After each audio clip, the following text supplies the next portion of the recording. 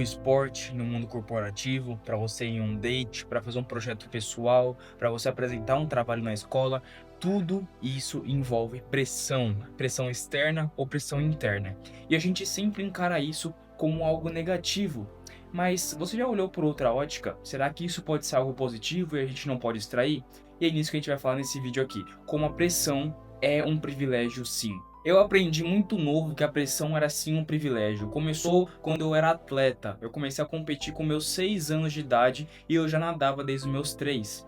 E com uns 13 para 14 anos, eu fui para uma competição onde eu não tinha me preparado tão bem e eu nadei muito mal em uma das minhas provas de natação. E eu saí como se nada tivesse acontecido. Eu saí rindo, eu saí brincando com meus amigos e meu pai chegou e me falou assim, ó, você quer fazer as coisas direito ou você quer vir aqui só por gracinha? E aí isso ficou na minha cabeça, porque tipo assim, se eu for lá só por ir, só por competir, é mais fácil eu focar em outras coisas onde eu vou me dedicar mais. Agora, se eu vou lá pra ganhar, se eu vou lá pra me dedicar, se eu vou lá pra realmente chorar quando eu perco, pra ficar feliz quando eu ganho, aí sim eu vou estar usando o meu tempo de forma positiva. E esse momento eu percebi assim, ó, pressão é um privilégio sim. A pressão do meu pai falando no meu ouvido é uma coisa ótima, porque fez eu mudar a ótica da minha vida na natação, na minha vida de atleta. Anos depois, eu fui campeão brasileiro.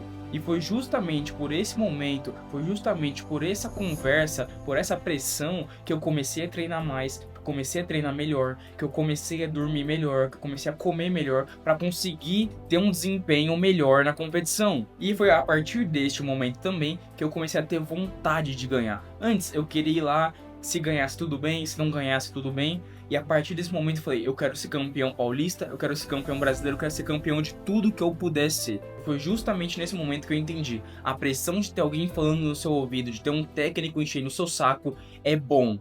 Mas por que é bom? Agora a gente vai entrar em um ponto muito interessante, porque eu vou dar um exemplo de um time de futebol. É uma posição de um time de futebol que é um centroavante. Geralmente, numa posição de futebol, tem 3 atletas nesse mesmo setor. Um que é o titular, um que é o reserva e o outro que é o segundo reserva, que praticamente, entre aspas, ele quase não entra. E aí, todos os treinos, o técnico fica em cima de quem? Do titular, que é responsável por fazer os gols da equipe, que é responsável por empurrar a bola pra rede. Então esse cara ele vai ser cobrado ao extremo. E o primeiro reserva, que no caso, se o titular ficar machucado, ele vai entrar e vai ter que decidir também. E sempre todo treino, o técnico fica em cima de quem? Do titular e do primeiro reserva. E é aí que entra a questão da pressão ser um privilégio, porque o terceiro cara, ou seja, o segundo reserva, ele nunca vai receber tanta atenção igual o primeiro reserva e o titular. E esse cara ele vai ser meio que invisível, esse cara ele vai ser meio que descartado. E é a pior coisa que pode acontecer para um ser humano, porque todo ser humano acha que ele é o centro do universo, todo ser humano acha que todo mundo tá olhando para ele. E quando ninguém tá olhando para você, é a pior sensação que você pode ter. Então é por isso que eu falo, se tem alguém em cima de você, se tem alguém te cobrando, se tem alguém colocando pressão em cima de um resultado, é porque essa pessoa está te olhando. E te olhar e te pressionar é melhor do que não te olhar e nem saber seu nome, por exemplo.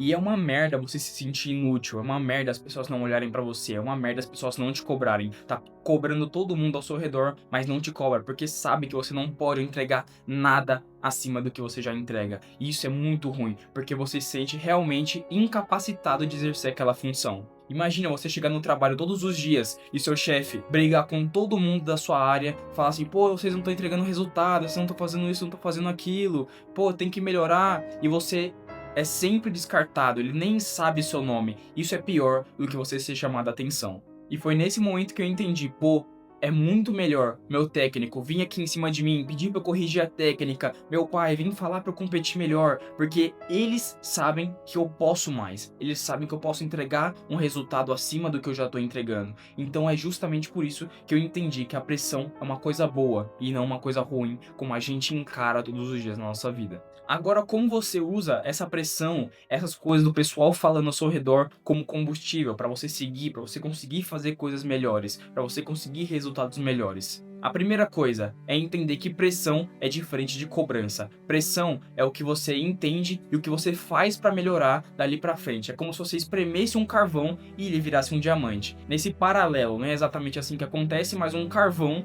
muito pressionado ele vira um diamante. E a cobrança é quando você não consegue fazer mais nada da sua vida além daquilo que você quer fazer. Então, por exemplo, pô, eu não consigo fazer mais nada além de estudar para aquela prova, e aí você vai se sentir cobrado e não pressionado. E a cobrança é algo que chega no seu limite a ponto de você não conseguir exercer o que você mais está querendo exercer. Por exemplo, você estudou por uma prova durante 6 meses, se cobrando todo dia, estudando 8, 9, 10 horas por dia, e aí vai chegar no dia da prova e você vai fazer o quê? Se cobrar novamente. E é aí que seu cérebro bloqueia. Você não consegue fazer a prova, você começa a suar frio, e é justamente aí a diferença da pressão e da cobrança. A cobrança chega num nível insuportável. Eu já passei por isso e não recomendo pra ninguém. Você tem que se pressionar e não se cobrar. Segunda coisa, a pressão só existe para quem pode fazer a diferença. Ninguém vai te cobrar algo que você não pode entregar. Se eles não estão te cobrando é porque você não pode entregar. E aí, cara, é aquela coisa, você entra no indiferente, ninguém vai ligar para você. Mas se eles estão te cobrando, se eles estão indo atrás de você, pedindo resultado, pedindo mais entrega, é porque você pode entregar aquilo que eles estão buscando. E é porque você tem potencial. Esse é o segundo ponto para você deslanchar na sua carreira e entender que a pressão é um combustível sim. Terceira coisa, dá um passo de cada vez. Não achar que pelas pessoas estarem te cobrando, você tem que fazer uma coisa atropelada. Mas entender que existe um passo 1, um passo 2, um passo 3, um passo 4, até você ir evoluindo e ir entregando mais resultado. Porque se você atropelar, você não vai entregar resultado de qualquer maneira. Então tenha calma, entenda que seu momento de vida, você tem que fazer tal coisa, e depois você tem que andar mais um pouquinho, fazer outra coisa,